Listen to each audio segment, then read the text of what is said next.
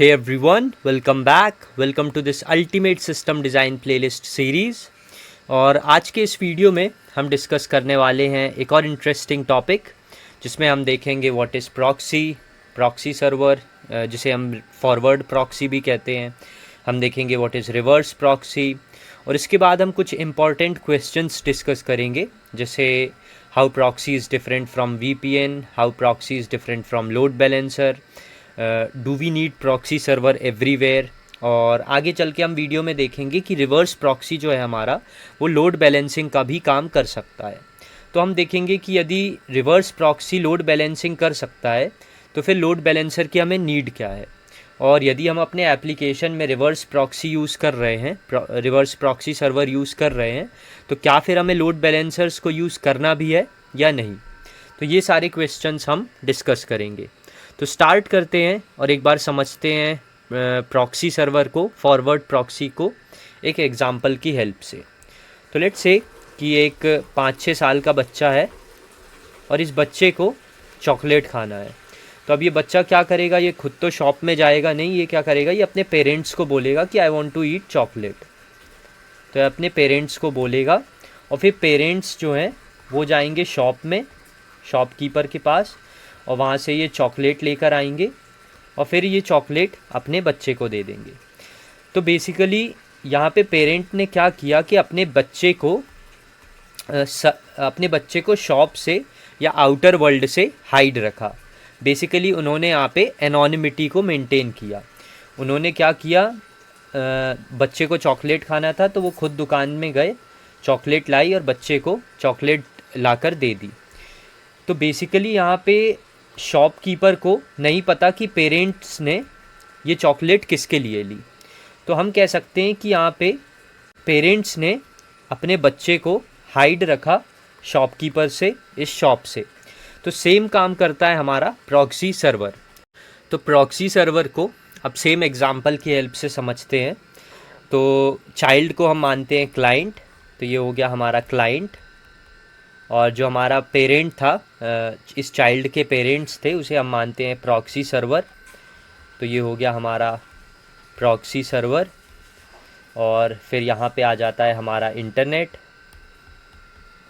ये हो गया हमारा इंटरनेट, और यहाँ पे हो गया हमारा सर्वर जिससे हमें रिक्वेस्ट करना है।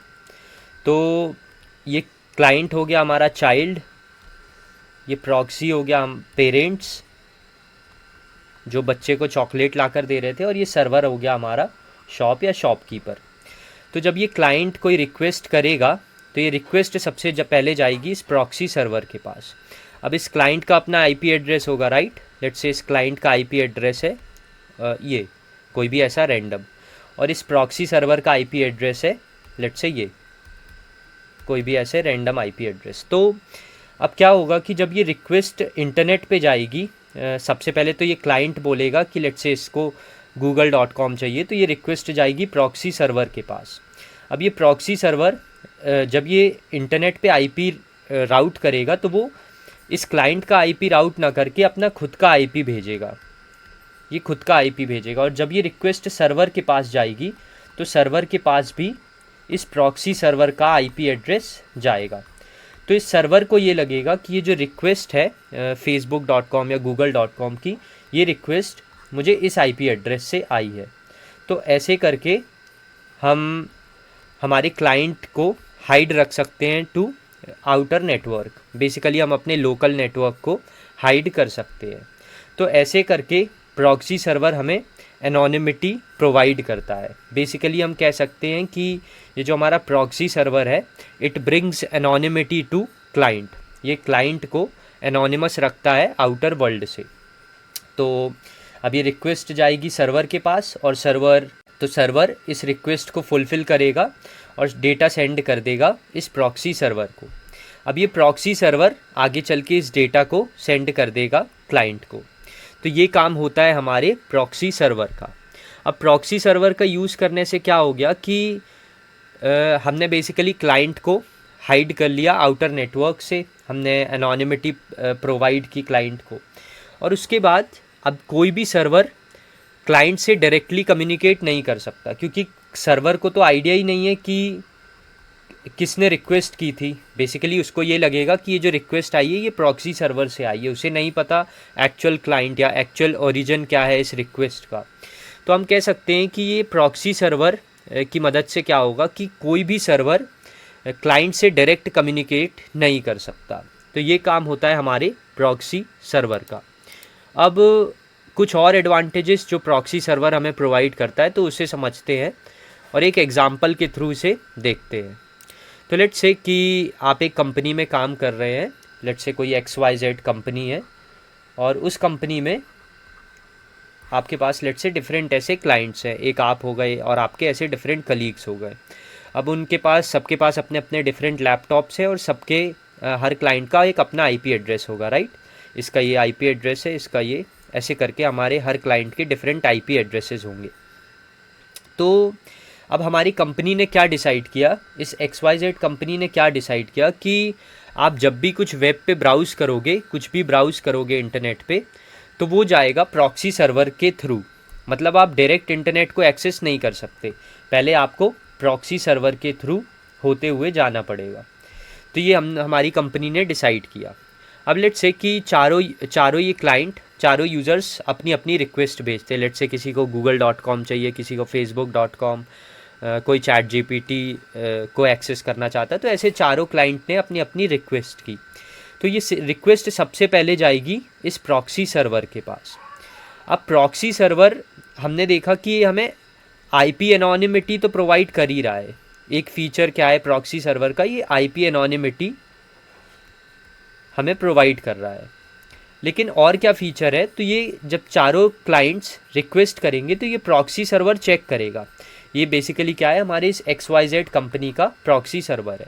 तो ये बेसिकली चेक करेगा कि क्लाइंट ने जो भी रिक्वेस्ट किया, लेट्स से कि ये C3 क्लाइंट ने बोला है कि मुझे ChatGPT चाहिए, तो ये ChatGPT को एक्सेस करना चाहता है। तो क्या करेगा कि ये प्रॉक्सी सर्वर चेक करेगा। बेसिकली इसमें पहले से ही डिफाइन होगा कि हमें क्या यूज़र को एक्सेस करने देना है, क्या नहीं एक्सेस करने देना। तो ये जो हमारा प्रॉक्सी सर्वर है वो देखेगा कि क्या ChatGPT को यूज़र को एक्सेस करने देना है या नहीं।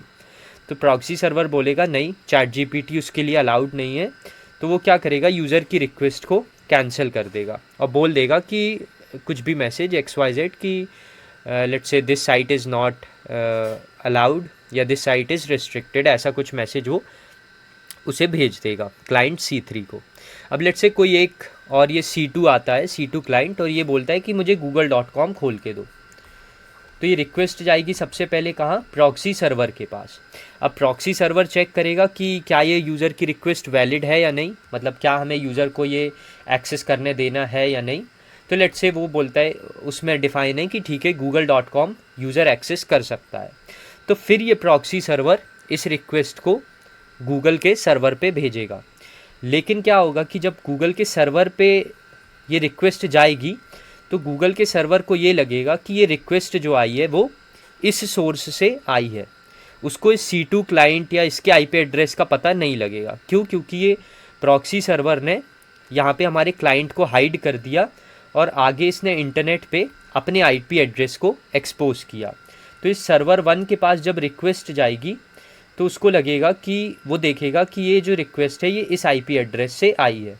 तो वो इस बेसिकली उसके लिए तो ये क्लाइंट ही है, तो ये इस क्लाइंट की रिक्वेस्ट को फुलफ़िल करेगा और डेटा को सेंड कर देगा इस प्रॉक्सी सर्वर को। और फिर प्रॉक्सी सर्वर इस डेटा को या रिस्पॉन्स को फर्दर सेंड कर देगा C2 क्लाइंट को। तो ये काम होता है हमारे प्रॉक्सी सर्वर का। तो बेसिकली दूसरा जो हमने एडवांटेज देखा, पहला तो हमने देखा कि it provides IP anonymity, basically it brings anonymity to client. जो दूसरा एग्जाम्पल हमने देखा वो देखा, दूसरा जो हमने एडवांटेज देखा वो हमने देखा एक्सेस कंट्रोल, कि यदि कुछ हमारे लेट्स से कोई XYZ कंपनी में कुछ साइट्स बैन है तो हम उन साइट्स को एक्सेस नहीं कर सकते। तो ये काम, ये हमें कौन एडवांटेज प्रोवाइड करता है, ये एडवांटेज भी हमें प्रोवाइड करता है हमारा प्रॉक्सी सर्वर। जो तीसरा एडवांटेज है वो है कि ये रिक्वेस्ट की ग्रुपिंग कर सकता है, ये रिक्वेस्ट की ग्रुपिंग कर सकता है। अब इसका क्या मतलब है, तो लेट्स से कि ये 4 क्लाइंट्स हैं हमारे पास, चारों क्लाइंट्स के अपने अपने IP एड्रेस हैं, राइट। और ये चारों क्लाइंट्स लेट्स से google.com को एक्सेस करना चाहते हैं, तो ये चारों क्लाइंट्स अपनी अपनी रिक्वेस्ट को प्रॉक्सी सर्वर को देंगे। तो ये प्रॉक्सी सर्वर क्या करेगा, इन रिक्वेस्ट की, चारों क्लाइंट्स की रिक्वेस्ट की ग्रुपिंग कर देगा। क्यों? क्योंकि वो सेम रिसोर्स को एक्सेस करना चाहते हैं। तो ये प्रॉक्सी सर्वर इन चारों क्लाइंट्स की रिक्वेस्ट की ग्रुपिंग कर देगा। बेसिकली वो चारों क्लाइंट्स की रिक्वेस्ट को क्लब कर देगा और एज अ सिंगल रिक्वेस्ट भेज देगा google.com के सर्वर पे। उसके बाद गूगल सर्वर से हमारे पास रिस्पॉन्स आएगा और फिर ये प्रॉक्सी सर्वर उस रिस्पॉन्स को भेज देगा चारों डिफरेंट क्लाइंट्स को। तो थर्ड एडवांटेज क्या है इस प्रॉक्सी सर्वर का, कि ये रिक्वेस्ट की ग्रुपिंग करने में हेल्प करता है। और एक और क्या हो सकता है कि यदि कोई रिस्ट्रिक्टेड कंटेंट आप अपने लेट्स से पर्सनल लैपटॉप में देखना चाहते हैं, तो ये प्रॉक्सी सर्वर आपको उस रिस्ट्रिक्टेड कंटेंट को भी एक्सेस करने में हेल्प कर सकता है।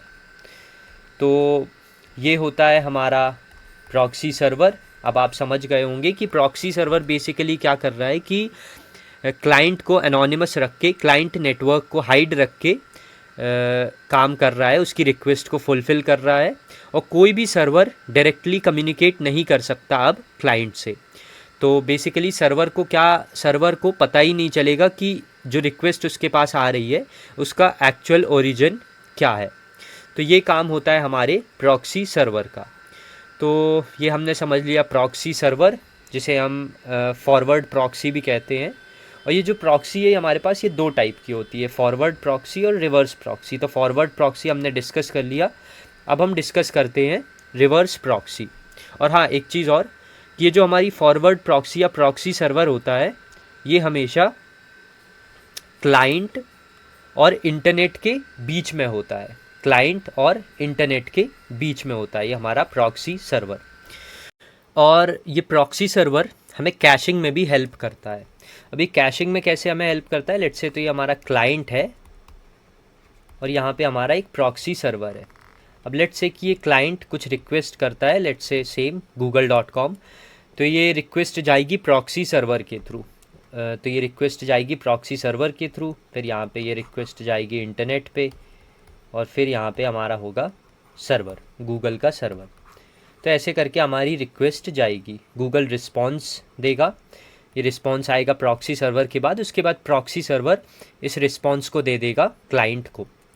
तो प्रॉक्सी सर्वर को एक बार पता चला कि ठीक है, क्लाइंट ने google.com एक्सेस किया, तो अब क्या होगा कि ये जो प्रॉक्सी सर्वर है ये कैशिंग भी करता है। तो नेक्स्ट टाइम जब क्लाइंट सेम रिक्वेस्ट करेगा, सेम google.com, तो इस प्रॉक्सी सर्वर के पास ये डेटा होगा। प्रॉक्सी सर्वर को पता होगा कि यूज़र को क्या दिखाना है।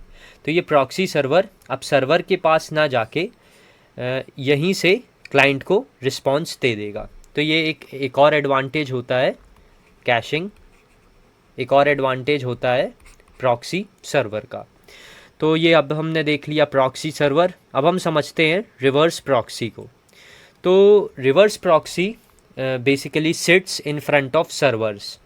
तो ये जो रिवर्स प्रॉक्सी सर्वर हमारा होता है ये सर्वर्स के सामने होता है। Basically it sits in front of servers. Let's say हमारे पास एक ये सर्वर 1 है, सर्वर 2 है, सर्वर 3 है। लेट्स से ये हमारे तीनों लेट्स से facebook.com के सर्वर्स है। तो जो हमारे रिवर्स प्रॉक्सी होता है ये सर्वर्स के सामने बैठता है। तो अब ये इसकी हेल्प, ये क्या मदद करता है हमें, इसको हम समझते हैं। तो रिवर्स प्रॉक्सी लगाने से अब क्या होगा कि इंटरनेट से कोई भी रिक्वेस्ट आएगी तो वो ये रिक्वेस्ट सबसे पहले रिवर्स प्रॉक्सी से होते हुए जाएगी। रिवर्स प्रॉक्सी, लेट्स से कि किसी यूज़र ने, किसी क्लाइंट ने google.com, let's say facebook.com access करना चाहता है facebook.com, तो ये डायरेक्ट फेसबुक के किसी सर्वर पे ना जाते हुए सबसे पहले इस रिवर्स प्रॉक्सी पे जाएगी ये रिक्वेस्ट, रिवर्स प्रॉक्सी पे। उसके बाद ये रिवर्स प्रॉक्सी फर्दर इस रिक्वेस्ट को सेंड करेगा to one of the server. तो हम कह सकते हैं कि रिवर्स प्रॉक्सी के आने से ये जो सर्वर्स हैं इनके आईपी एड्रेस एक्सपोज नहीं हुए इंटरनेट पे। बेसिकली इंटरनेट को नहीं पता लगा कि इन सर्वर्स के, facebook.com सर्वर्स के आईपी एड्रेसेस क्या हैं। तो ये चीज़ हमने इंटरनेट को एक्सपोज नहीं की। कैसे? रिवर्स प्रॉक्सी की हेल्प से। तो ये जो रिवर्स प्रॉक्सी है ये बेसिकली आईपी एनोनिमिटी प्रोवाइड करता है सर्वर्स को। तो जैसे हमारा जो प्रॉक्सी सर्वर था वो आईपी एनोनिमिटी ला रहा था क्लाइंट के लिए, basically it was bringing IP anonymity to client, और यहाँ पे सेम जो हमारा रिवर्स प्रॉक्सी है ये आईपी एनोनिमिटी प्रोवाइड कर रहा है सर्वर्स को। तो ये पहला एडवांटेज होगा रिवर्स प्रॉक्सी का, आईपी एनोनिमिटी टू सर्वर। अब जो दूसरा एडवांटेज होता है वो ये होता है कि रिवर्स प्रॉक्सी हमें लोड बैलेंसिंग में भी हेल्प करता है। Basically it can route the traffic to multiple servers या मल्टीपल सर्वर इंस्टेंसेस। तो जब ये रिक्वेस्ट लेट्स से facebook.com की रिक्वेस्ट इंटरनेट पे आती है, फिर इंटरनेट से रिवर्स प्रॉक्सी पे आती है, तो रिवर्स प्रॉक्सी देखेगा कि कौन सा हमारा सर्वर एक्टिव है, बेसिकली ट्रैफिक लेने के लिए अवेलेबल है, एक्टिव है, और कौन सा डाउन नहीं है। तो on the basis of health check and availability ये क्या करेगा, इस यूज़र की रिक्वेस्ट को राउट कर देगा to one of the server. तो हम कह सकते हैं कि जो हमारा रिवर्स प्रॉक्सी है ये ट्रैफिक को भी राउट कर रहा है, ट्रैफिक को भी डिस्ट्रीब्यूट कर रहा है। तो ये लोड बैलेंसिंग का भी काम कर रहा है। उसके बाद सेम ये कैशिंग में भी हेल्प करता है, ये कैशिंग में भी मदद करता है। अब उसके बाद जो एक और एडवांटेज है वो है कि हमें डिफरेंट अटैक से बचाता है, लेट्स से डीडॉस अटैक। तो क्या होगा कि हमारा जो सर्वर्स हैं, ये जो हमारे तीनों सर्वर्स हैं, इनके आईपी तो एक्सपोज है नहीं इंटरनेट पे। तो जब भी कोई रिक्वेस्ट आएगी तो सबसे पहले रिक्वेस्ट जाएगी रिवर्स प्रॉक्सी के पास। तो बेसिकली हमने हमारे रिवर्स प्रॉक्सी के आईपी को एक्सपोज किया है इंटरनेट पे, हमने इन सर्वर्स के आईपी को एक्सपोज नहीं किया है। तो जब भी कोई अटैक होगा तो वो सबसे पहले इस रिवर्स प्रॉक्सी पे जाएगा, हमारे सर्वर्स पे कोई अटैक नहीं होगा क्योंकि हमने इसके आईपी को एक्सपोज ही नहीं किया। हमने किसके आईपी को एक्सपोज किया, हमने रिवर्स प्रॉक्सी के आईपी को एक्सपोज किया है इंटरनेट पे। तो ये कुछ एडवांटेजेस होते हैं हमारे रिवर्स प्रॉक्सी के। और ये जो रिवर्स प्रॉक्सी है it sits in front of servers, तो ये इंटरनेट और सर्वर के बीच में होता है। अब हमने समझ लिया प्रॉक्सी सर्वर को, रिवर्स प्रॉक्सी को, और हमने देखा कि दोनों में सिर्फ डायरेक्शन ऑफ कम्युनिकेशन का डिफरेंस है। जो हमारा प्रॉक्सी सर्वर है वो क्लाइंट के लिए काम कर रहा है, वो क्लाइंट नेटवर्क को हाइड कर रहा है, और जो हमारा रिवर्स प्रॉक्सी है वो सर्वर के लिए काम कर रहा है, वो सर्वर के नेटवर्क को हाइड कर रहा है। तो बेसिकली हम कह सकते हैं कि दोनों में सिर्फ डायरेक्शन ऑफ कम्युनिकेशन का डिफरेंस है। तो ये होता है हमारे प्रॉक्सी सर्वर और रिवर्स प्रॉक्सी। अब हम देखते हैं कुछ important questions regarding this proxy and reverse proxy. तो जो सबसे पहला क्वेश्चन है वो कि how proxy is different from VPN. तो हमने देखा कि जो प्रॉक्सी सर्वर है ये हमें क्या एडवांटेजेस प्रोवाइड कर रहा है, ये आईपी एनोनिमिटी प्रोवाइड कर रहा है, आईपी एनोनिमिटी प्रोवाइड कर रहा है। ये क्या कर रहा है, हमें एक्सेस कंट्रोल प्रोवाइड कर रहा है कि क्या हमें यूज़र को एक्सेस करने देना है, क्या नहीं देना। हम इसके थ्रू रिस्ट्रिक्टेड कंटेंट को एक्सेस कर सकते हैं, रिस्ट्रिक्टेड कंटेंट को। ये हमें कैशिंग का एक एडवांटेज प्रोवाइड कर रहा है कि प्रॉक्सी सर्वर के थ्रू हम कैशिंग कर सकते हैं। तो ये कुछ एडवांटेजेस हैं, और एक और कि हाँ रिक्वेस्ट की ग्रुपिंग। तो ये कुछ एडवांटेजेस हैं जो हमें प्रॉक्सी सर्वर प्रोवाइड कर रहा है। तो अब समझते हैं वीपीएन को। तो लेट्स से कि एक हमारा क्लाइंट है और ये क्लाइंट वीपीएन से कनेक्टेड है। तो ये हो गया हमारा वीपीएन क्लाइंट, और ये क्लाइंट को लेट्स से कुछ रिक्वेस्ट करना है सर्वर से। तो यहाँ पे हो गया हमारा इंटरनेट और ये हो गया हमारा सर्वर। अब क्लाइंट वीपीएन से कनेक्टेड है, तो लेट्स से ये हो गया हमारा वीपीएन सर्वर। अब क्लाइंट जो भी रिक्वेस्ट करेगा वो रिक्वेस्ट जाएगी एक वीपीएन टनल से होते हुए, क्योंकि क्लाइंट अभी वीपीएन से कनेक्टेड है तो ये एक वीपीएन टनल बना लेगा। तो अब इस टनल से होके यूज़र्स की या क्लाइंट की रिक्वेस्ट जाएगी, और इस टनल से होके जो भी रिक्वेस्ट जाएगी वो एक एज इनक्रिप्टेड डेटा जाएगी, इनक्रिप्टेड डेटा। तो क्लाइंट की जो भी रिक्वेस्ट रहेगी वो इनक्रिप्टेड फॉर्म में सर्वर के पास जाएगी, और सर्वर के पास मैकेनिज़्म होगा उसे डिक्रिप्ट करने का। तो ये सर्वर इस रिक्वेस्ट को डिक्रिप्ट कर लेगा, और ऐसे करके हम इस वीपीएन टनल में से इनक्रिप्टेड डेटा पास करेंगे। तो ये काम होता है हमारे VPN का। तो बेसिकली हमने क्या देखा कि VPN इनक्रिप्टेड डेटा को ट्रांसफ़र कर रहा है, और ये जो हमारा प्रॉक्सी सर्वर था ये बेसिकली क्या कर रहा था, ये IP मास्किंग कर रहा था। IP मास्किंग, ये क्लाइंट नेटवर्क को हाइड कर रहा था सर्वर से, इंटरनेट से। तो ये काम था हमारे प्रॉक्सी सर्वर का, IP मास्किंग। बेसिकली यहाँ पे वो कुछ भी एज इनक्रिप्टेड डेटा सेंड नहीं कर रहा था, वो सिर्फ IP मास्किंग कर रहा था। यहाँ पे कुछ भी इनक्रिप्टेड डेटा जैसा नहीं था। लेकिन जो हमारा VPN है उसमें, मतलब क्लाइंट के VPN से कनेक्ट करने के बाद VPN टनल में जो भी डेटा जाएगा वो एज इनक्रिप्टेड डेटा ट्रांसफ़र होगा, और सर्वर में मैकेनिज़्म होगा उसे डिक्रिप्ट करने का।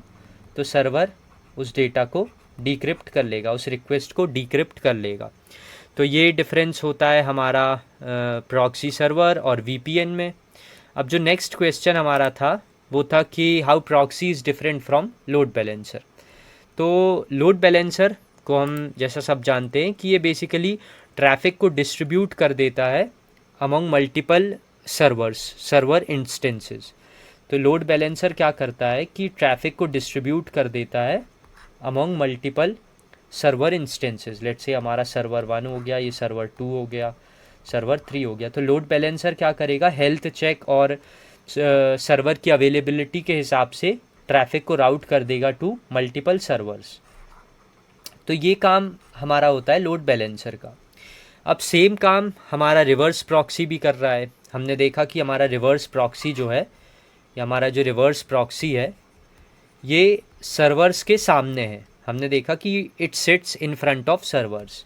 तो जो हमारा रिवर्स प्रॉक्सी है ये सर्वर्स के सामने है, और हमने देखा कि ये हमारा रिवर्स प्रॉक्सी भी लोड बैलेंसिंग कर सकता है। हमने देखा कि ये जो हमारा रिवर्स प्रॉक्सी है ये भी ट्रैफिक को राउट कर सकता है टू डिफरेंट सर्वर इंस्टेंसेस। तो हमने ये देखा। तो एक तरीके से रिवर्स प्रॉक्सी हमें लोड बैलेंसिंग का फीचर प्रोवाइड कर रहा है ऑलरेडी। तो दोनों में डिफरेंस क्या है, तो लेट्स से कि इसे एक एग्जांपल के थ्रू समझते हैं। लेट्स से कि हमारा कोई एप्लीकेशन है, उसमें अभी ज़्यादा यूज़र्स नहीं है, तो हमारे पास उस एप्लीकेशन का केवल एक ही सर्वर है, लेट्स से S1 सर्वर। तो अब यदि हमारे पास केवल एक ही सर्वर है तो क्या हमें लोड बैलेंसर की नीड है? नहीं है। क्यों? क्योंकि हमारे पास सिर्फ एक ही सर्वर है, और हमें लोड बैलेंसर की नीड कब होती है, जब हमें ट्रैफिक को डिस्ट्रीब्यूट करना होता है टू मल्टीपल सर्वर इंस्टेंसेस। लेकिन यहाँ पे तो हमारे पास सिर्फ एक ही सर्वर है, तो क्या हमें यहाँ लोड बैलेंसर की नीड है? तो यहाँ पे हमें लोड बैलेंसर की नीड नहीं है। लेकिन क्या हमें रिवर्स प्रॉक्सी की नीड यहाँ है?